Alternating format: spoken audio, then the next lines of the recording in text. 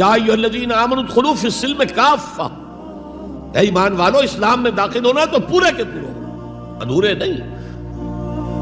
اور سورہ بقرہ کی آیت نمبر 85 کے اندر تو جو وعید آئی ہے، افتؤمنون ببعض الکتاب وتکفرون ببعض،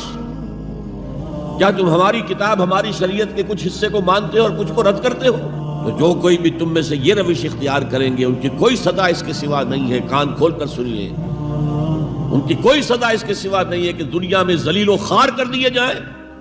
اور قیامت کے دن یردون الی اشد العذاب، شدید ترین عذاب میں جھونک دیے جائیں۔ وما اللہ بغافل عما تعملون،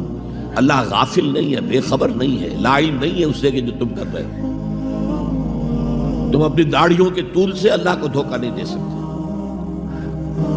تم اپنے پاجاموں کو ٹخنوں سے اوپر رکھ کے اللہ کو دھوکہ نہیں دے سکتے کہ تم بہت متبع رسول ہو۔